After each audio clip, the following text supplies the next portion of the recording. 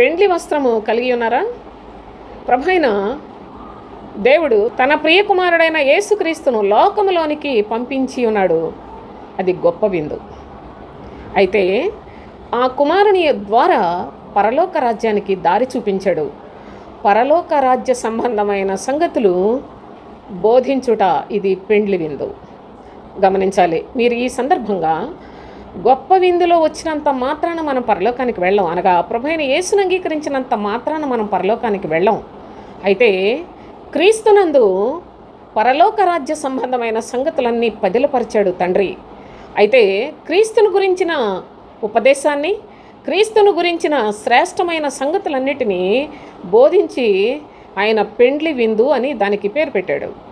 ఈ బోధకు రమ్మని అనేకులను పిలిచాడు. సోదరులారా, మంచి వాళ్ళనేటి చెడ్డవాళ్ళనేటి పిలుచుకురమ్మని తన దాసులకు చెప్పాడు. వారు పిలుచుకొచ్చారు.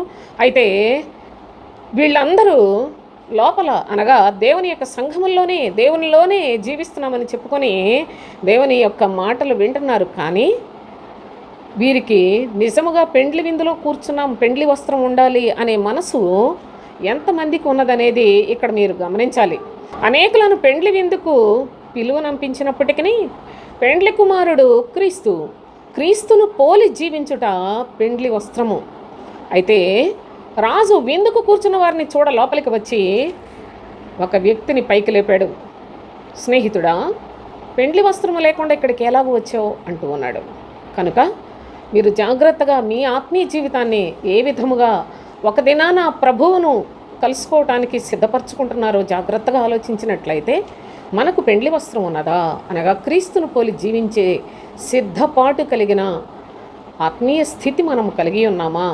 లేకపోయినట్లయితే ప్రభువు పెండ్లి వస్త్రము లేని వానిని చూచి వీని కాళ్ళు చేతులు కట్టి వెలుపటి చీకటిలోనికి త్రోసివేయమని చెప్తున్నాడు. అలాంటి భయంకరమైన స్థితిలోనికి త్రోసివేయబడే ఆ శాపాన్ని మనం తెచ్చుకోకూడదని ప్రేమ కలిగిన తండ్రి మనకు ముందుగానే హెచ్చరిస్తూ ఉన్నాడు.